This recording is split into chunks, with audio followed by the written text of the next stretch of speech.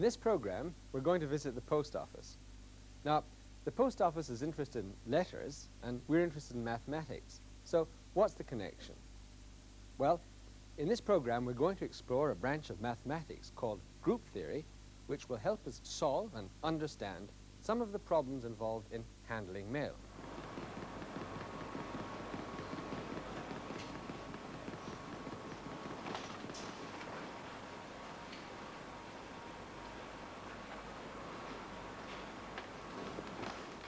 Mail collected from pillar boxes comes into the sorting office as a mixture of letters and packets of all shapes and sizes.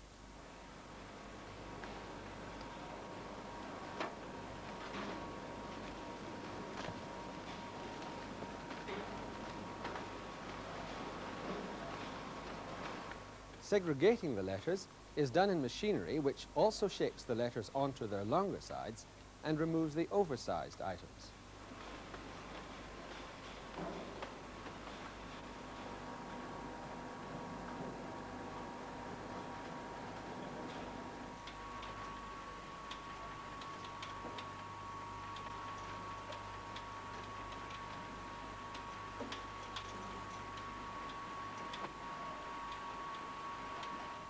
By the time they leave this machine, the letters have been stacked in piles of similar size, arranged with long edges parallel. Not all the stamps, however, are in the upper right-hand corner.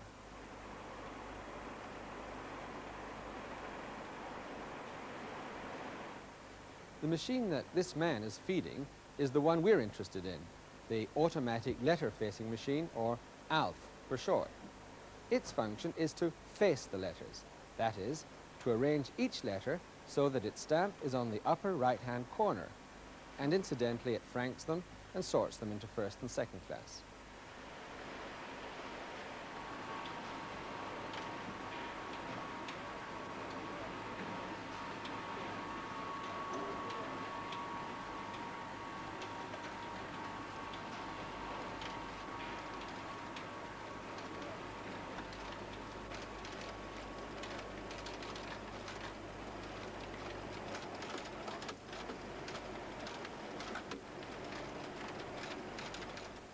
The question is, how does ALF do it?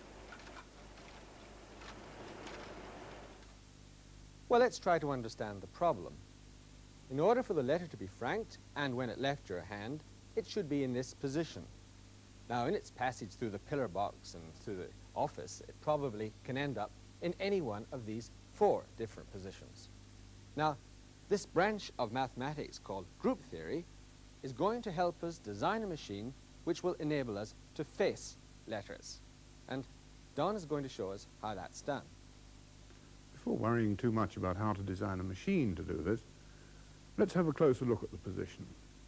The fact is that corresponding to each of the 4 positions in which the letter can arrive, provided it's standing on a longer edge, we can define precisely one action which will face it. For instance, in the unlikely event of it arriving the right way up, as here, then the action I require is very plain, no action at all, no action. If it arrives like this, then all I have to do is rotate it. I rotate it either way, doesn't matter, to 180 degrees. Third possibility, back of envelope towards us when it arrives, flap at the top so the stamp's really behind here. I have to turn it over. Now, in order to turn it over, there are 2 possible ways I can turn it.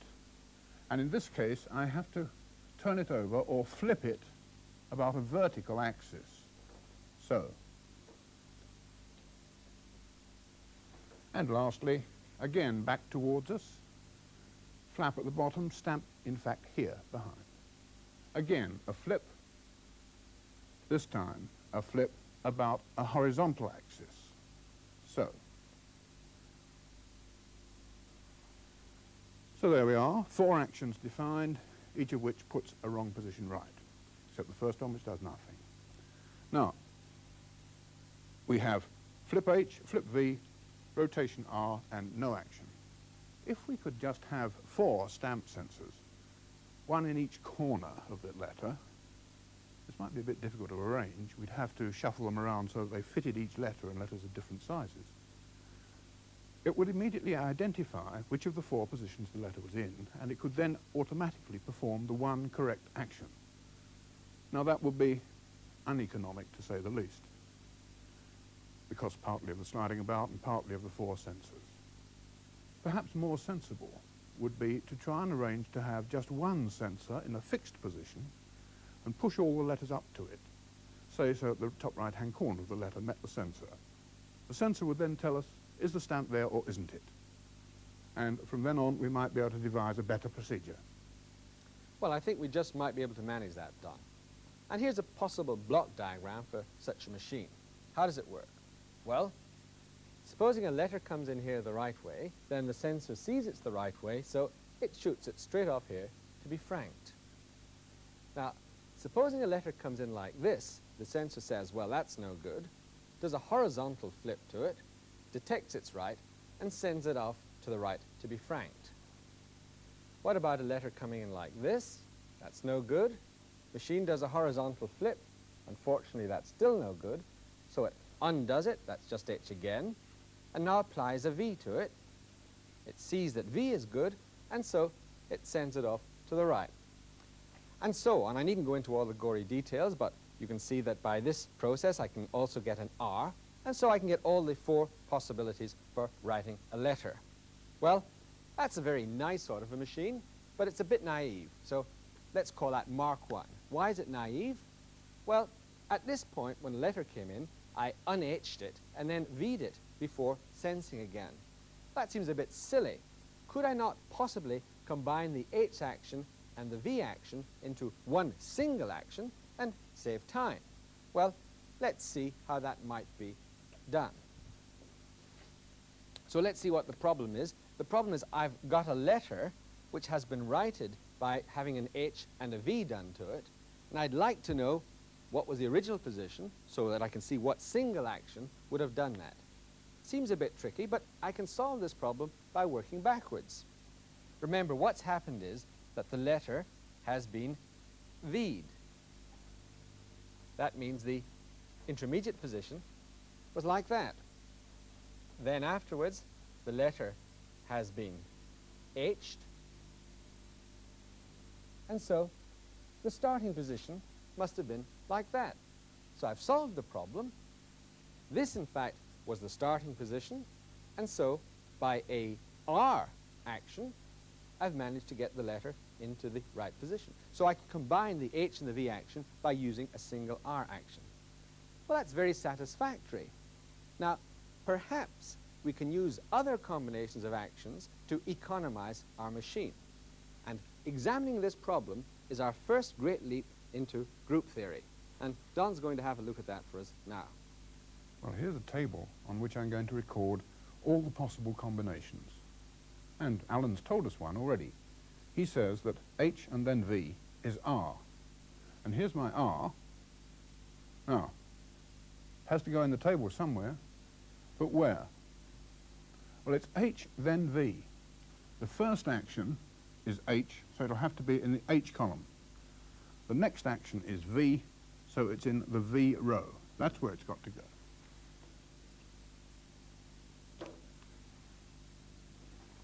Well, that's straightforward enough.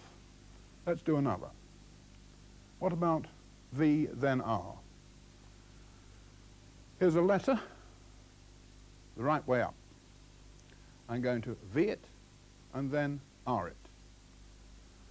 First of all, the V, that's a flip about the vertical axis, and now a rotation.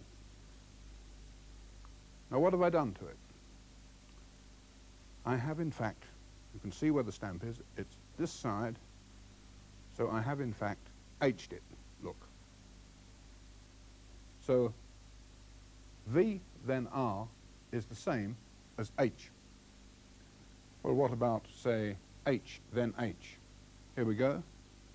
H, and H again. It's no action. Now, I don't have a symbol for no action. Actually, I do, of course.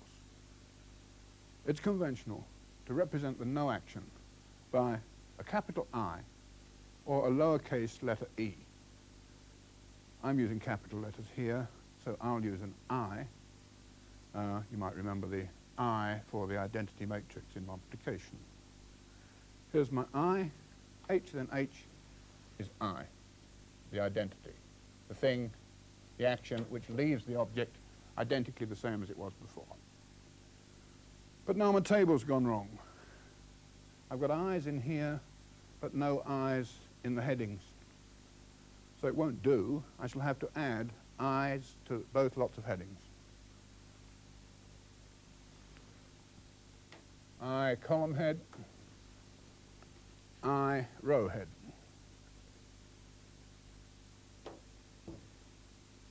Now it's easy to see what the entries in the I column and the I row are going to be. They'll have to be the same as the headings. There's no need to do all the rest of it. Let's magic it in. So now we have a complete closed table showing the result of combining any two actions. And perhaps Alan can use this to improve the design of our machine. Well, I can certainly use Don's table. You see, in our original mock-up, we have the actions H and V, and from Don's table, and we already saw this previously, H and V is R.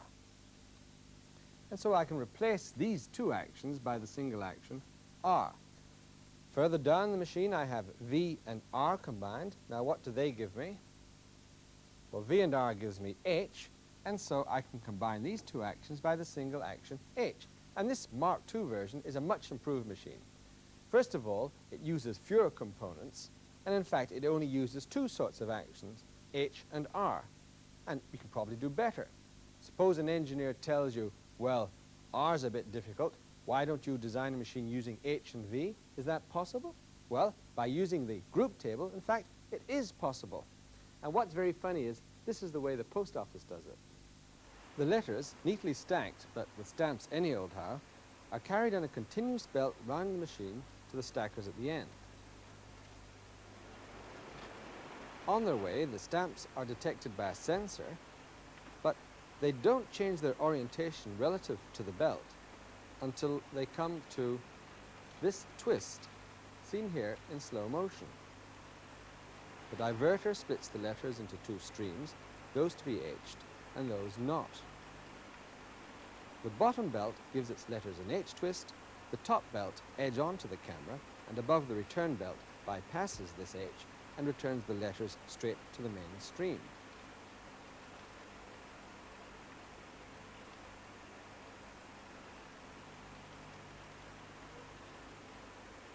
This process isn't completed yet because the letters have to be scanned, and then there's the decision to V or not to V.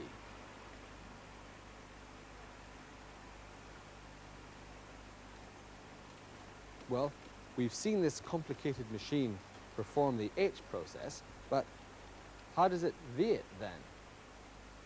Well, in fact, this is how it's done. Well, that's like the end of our letter-facing story, and it's certainly the end of the first part of the program. But what have we done so far? Well, we've obtained a table which summarizes for us the effects of combining actions on letters. And if that's all there was to it, it would be pretty trivial. But in fact, there's much more to it than this. You see, this is our first example of this famous mathematical structure we were going to tell you about called a group. Now, what is a group?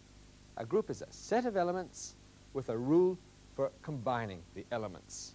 Now, the rule has certain additional properties which are very important. But before we go on to list these properties, let's give you another example of a group. Our letter-facing group, which incidentally is usually called the rectangle group, consists of the transformations of a rectangle which leave it fitting in the same basic position. Now, technically, that's a symmetry. Now, we need another group, and I'm going to use an equilateral triangle. Now, an equilateral triangle has more symmetry, in a sense, than a rectangle. There are, in fact, going to be 6. And I'm just going to define 6 different transformations.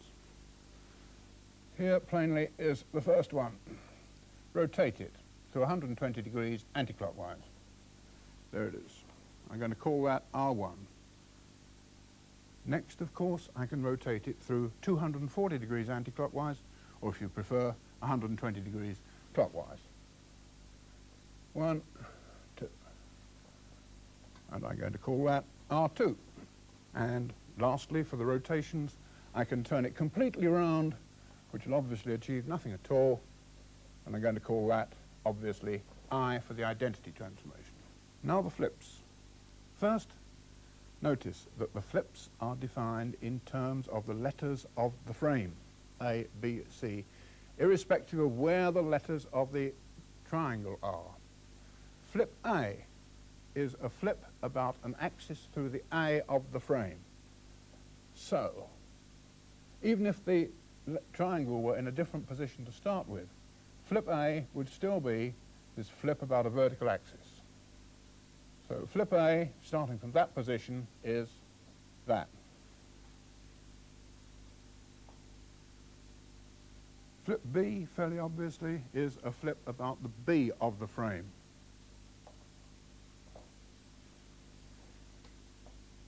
Called FB. And lastly, flip C, flip about C of the frame.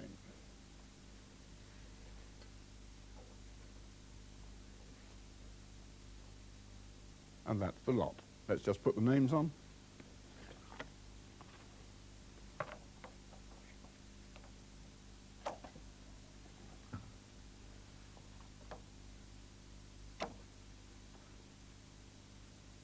And now let's get on with combining them. 2 points, small points, both conventional. You've noticed that we've missed off the words first action, next action. They're just not normally there. You're expected to remember in a symmetry group table that this is the first, this is the next. The other point, much more useful convention really, is that one begins the headings with I in both cases. You'll see the value of that later. Right, well the I row and the I column aren't exactly interesting, so I won't bother with them. The R1 row, well, we've done that one effectively. What goes in there? It's R1, then R1. So let's do it. R1, and then R1 again. There we are. What's that? I reckon it's R2.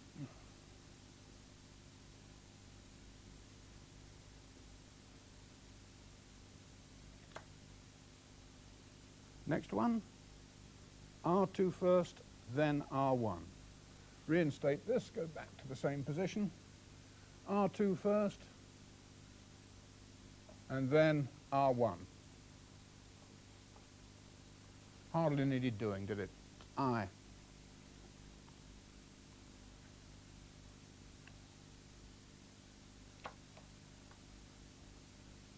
Next one, flip about A first, and then R1.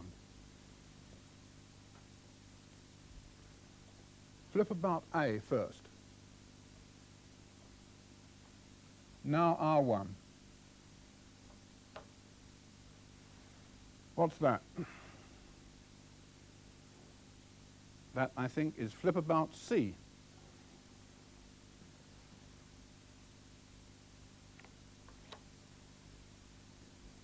Now, I've been making something of a fuss about first action and next action, although we've missed them off. And the fact is that if you take the same two transformations and combine them in a different order, it's entirely possible you may get a different result. In such a case, the operation, of course, is non-commutative, and we have an instance here. This is flip about A followed by R1, and we get FC. I'm now going to do the same two in the other order. That is R1 followed by flip about A. R1, now flip about A. That is flip about the vertex of the frame marked A, which is up here. It's got nothing to do with this. Here we go. And that, well, what is it? I think it's flip B. Two different transformations. Well, I'm not going to do any more. You can fill it in for yourself afterwards. Now let's get on with trying to derive the properties of a group. Alan. Well, here are the two groups whose group tables we built up during the program and from which I want to extract the properties. In fact, there are 4 properties, but before I even look at that, there's one basic property which comes before that, because this tells us that, in both cases, a group is a set of elements with some rule of combination between them. Now, what are the 4 properties that this rule of combination has? Well, first of all, we had closure that Don was talking about.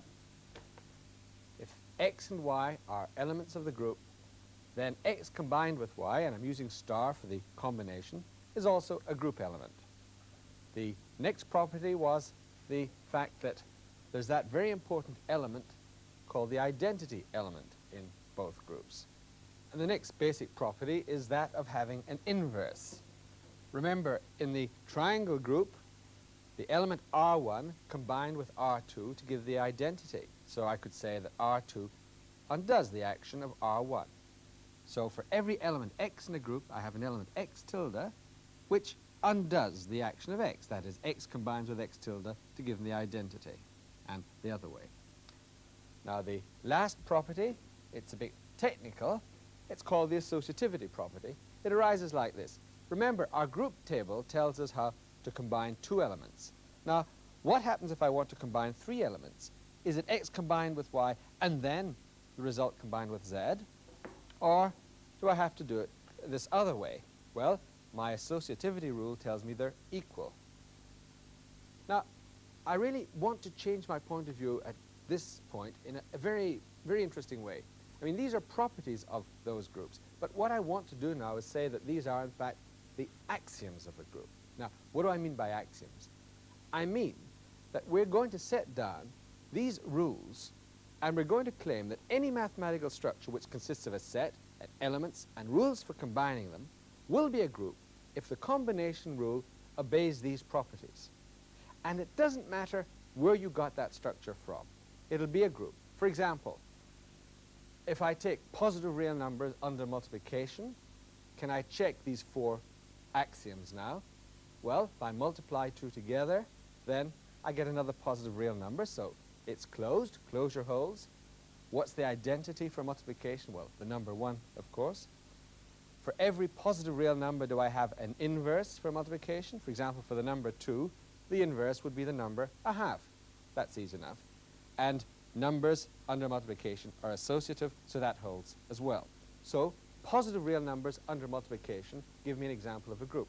Actually, it's a rather fascinating group because you couldn't write down a group table in that case. What about real numbers themselves under multiplication? Well, that would fail to be a group because the axioms don't hold. Which axiom doesn't hold? Well, the inverse one, because the number 0 does not have an inverse for multiplication. Well, these are just a couple of examples. If you want to see some more examples, you'll find them in the correspondence text and in the tape associated with this program. But all of mathematics is just littered with very important examples of groups.